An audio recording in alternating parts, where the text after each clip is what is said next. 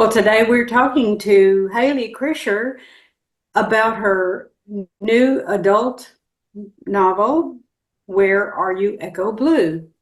Hi, Hayley. Hi. Hayley, begin by telling us about the two main characters, Echo and Goldie. What do each one of those people, what does each one of those women yearn for?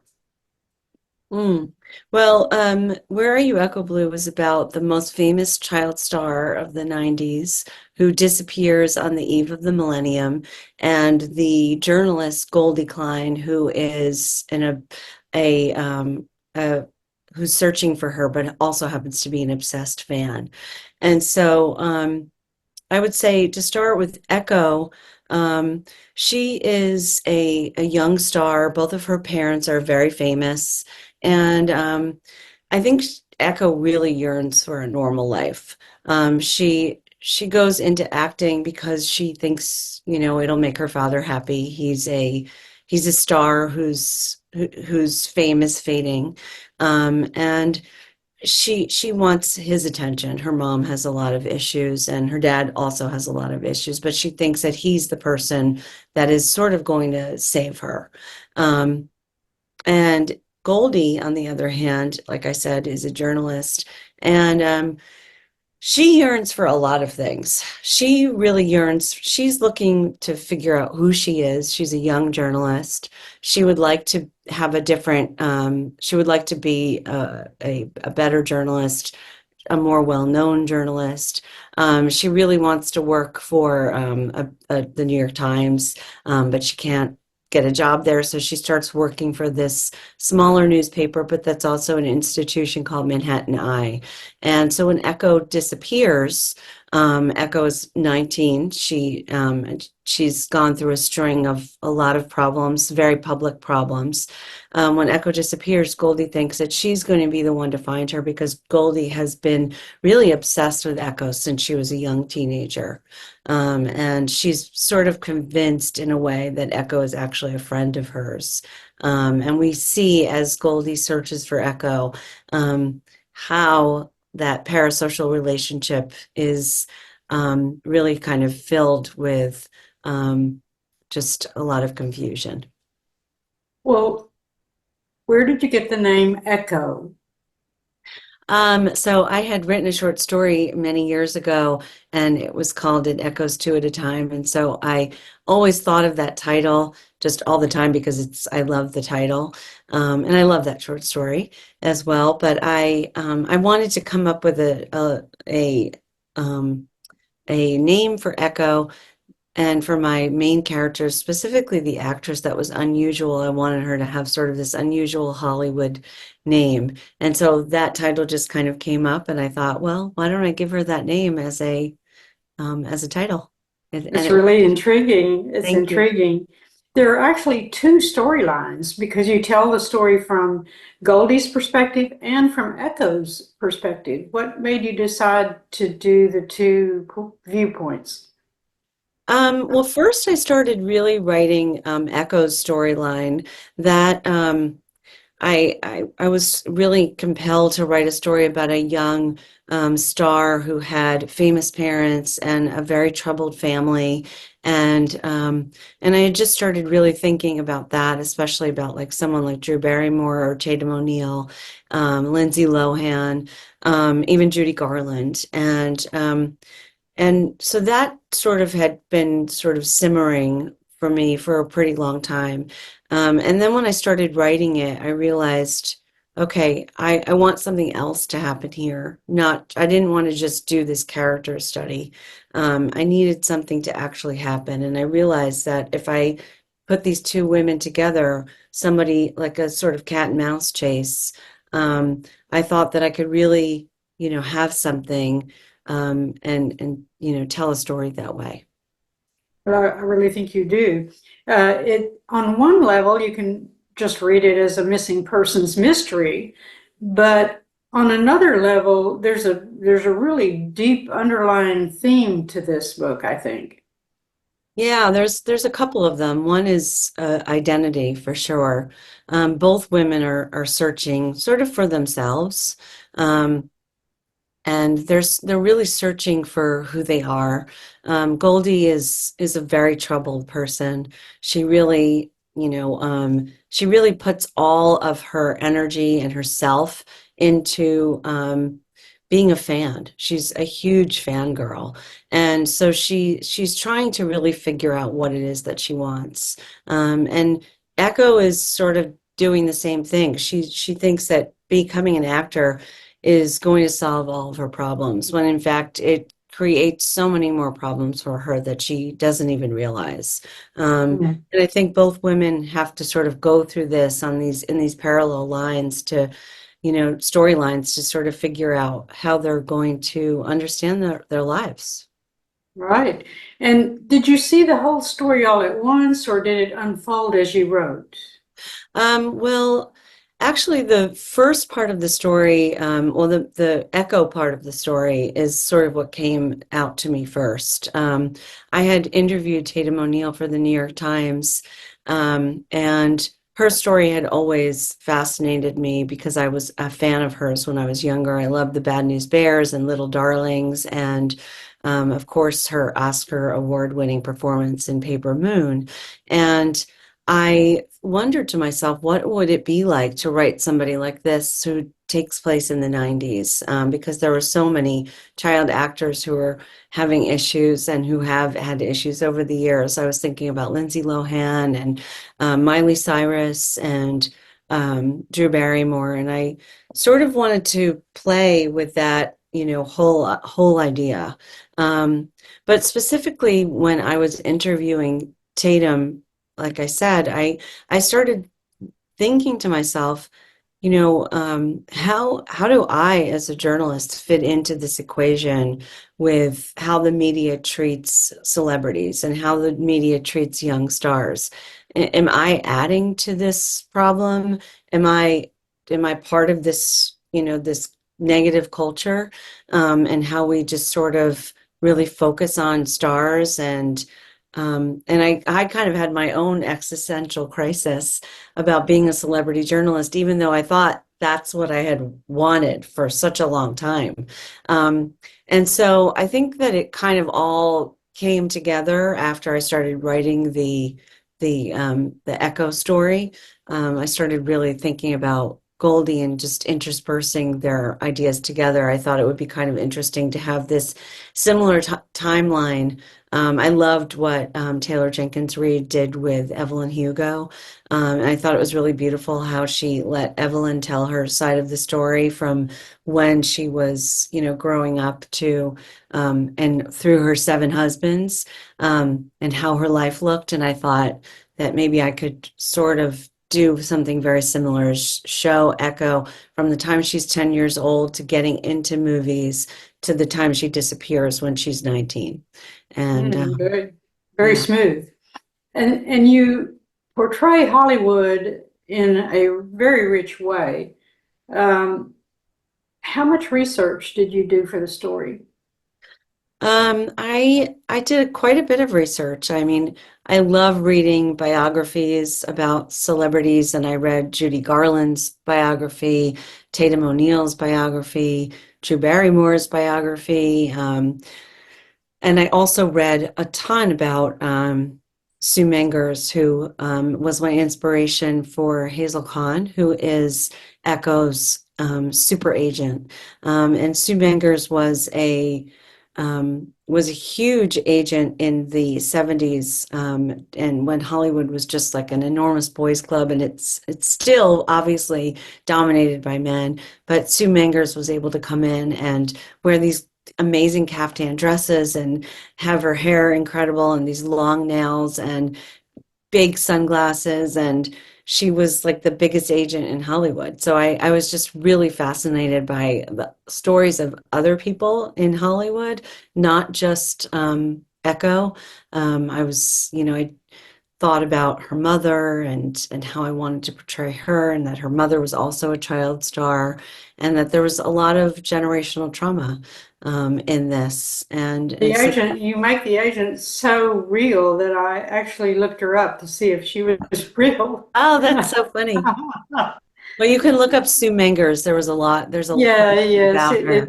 it actually, the AI actually showed that that was a similar character or Person. person. Oh, did it? Oh, okay. Yeah. Interesting.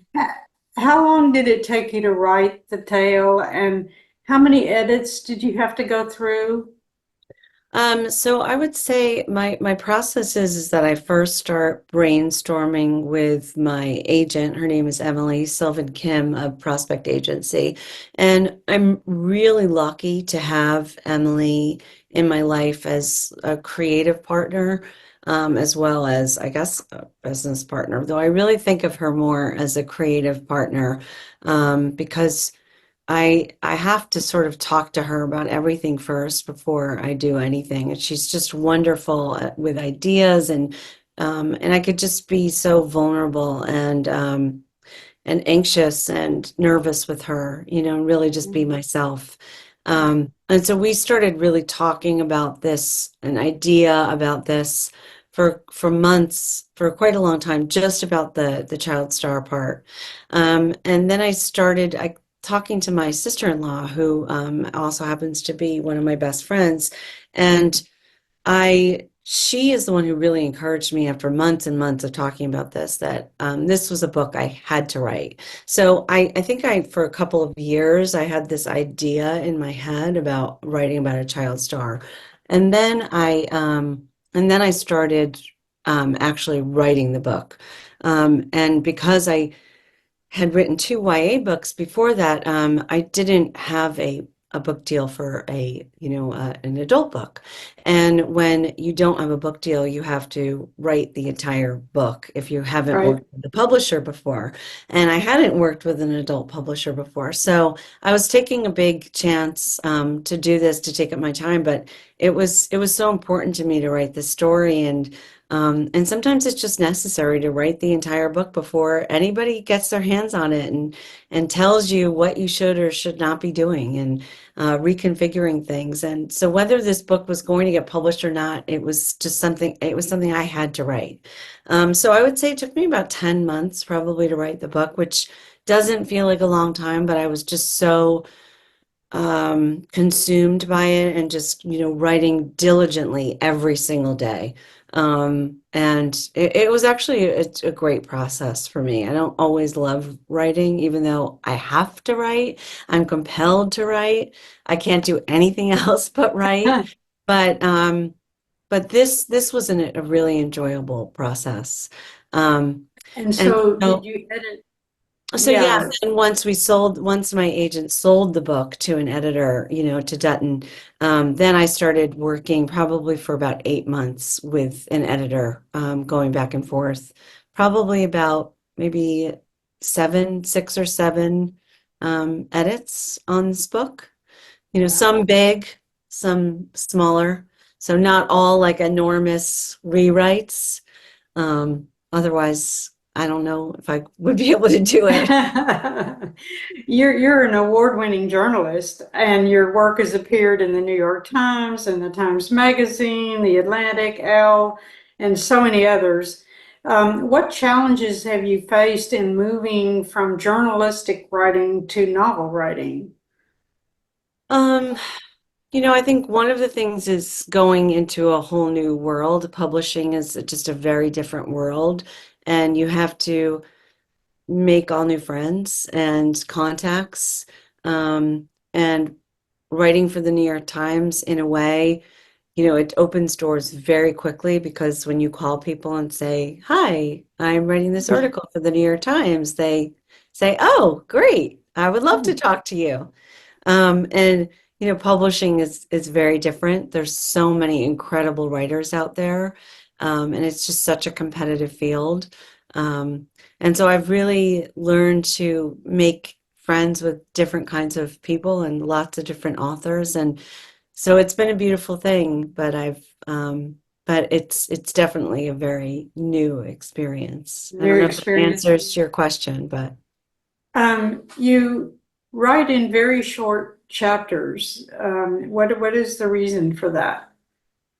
Um, it was just sort of an experiment. that I wanted to do. I think I had read a few books like Mona Awad's Rouge and also Melissa Broder's books, and she writes in very short chapters. And I really love the idea of just capturing a moment and then moving on to the next, capturing another moment, moving on to the next. And I like that idea of kind of fast paced. It kind of felt cinematic to me in a way. And so I just went with it.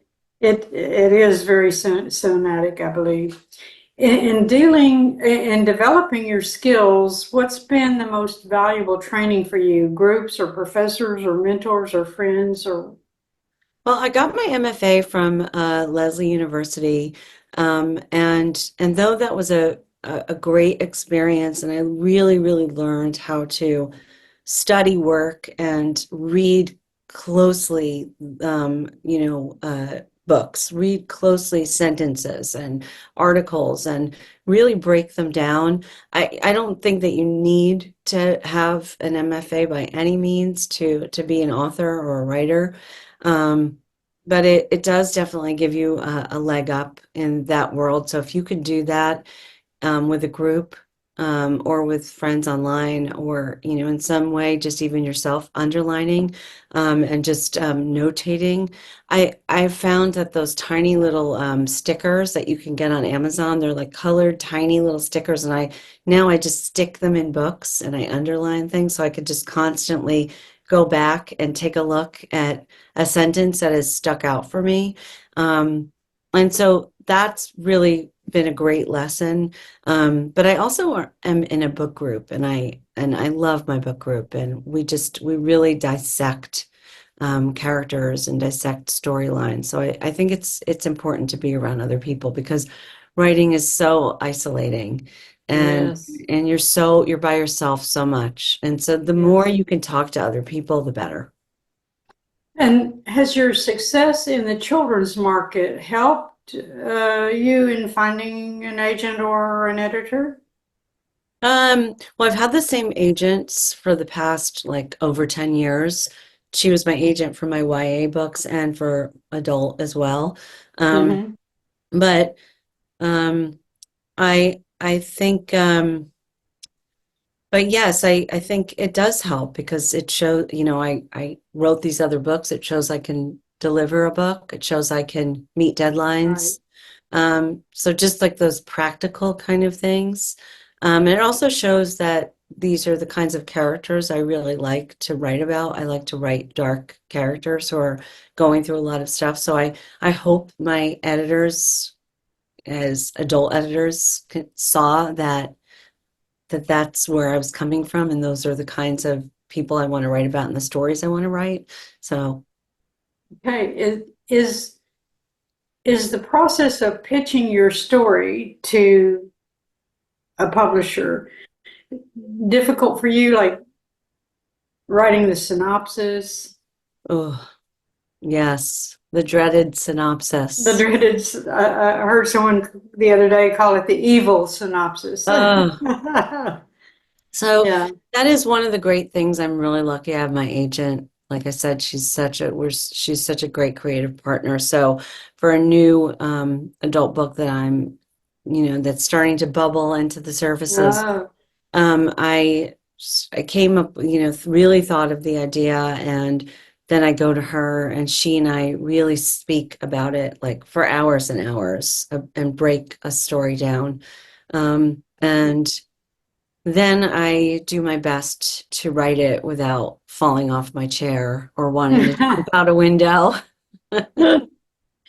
But oh, yes, it is painful, and it's also really hard. They want this time my editor was looking for just like one chapter or two and a synopsis. And, I think writers, we get in our own way, and I probably could make it a lot more simple, but that's just not how I do things. I don't really know how to create simplicity in my life, and I don't know how to make things easier for myself. And I think most writers are that way, and I wish we all did collectively. If your editor says she just wants one chapter, why do you have to write two? You don't. Stop at the one chapter. You've won many awards for your work. Do you believe that competitions can help a novelist open doors? Yeah, yeah, I do. And it can't be the only thing. And I think if you don't get awards and if you don't get recognition, it doesn't mean you're not a good writer. It means that there is just so many other great writers out there, and you Right, have to just keep being true to yourself. And this is a lesson that I'm teaching myself over and over every single day. I have to be true to myself and my work, and everyone has to be true to themselves and their work. And if you get attention for your work, that's amazing, and it's a huge, huge bonus. And yes, it will help you sell things. It will help you.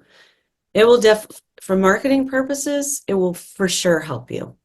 Um, but at the end of the day, you still have to be true to yourself. right, right. What will your next adult story be about, or should we keep it under wraps? I have to keep that under wraps. Okay, But okay. I do have another YA coming out in April, and it is a sapphic cult, dark academia book about a girl who gets sucked into a wellness cult. Um, and it's called You Belong to Me. All right, and it's out now, or And is no, it not until April, but I just not got until like? an All art. right, Yeah. okay, okay, okay. Well, Hayley Krischer, thank you so much for talking with us today. Thank you so much. I appreciate it. It was great talking to you.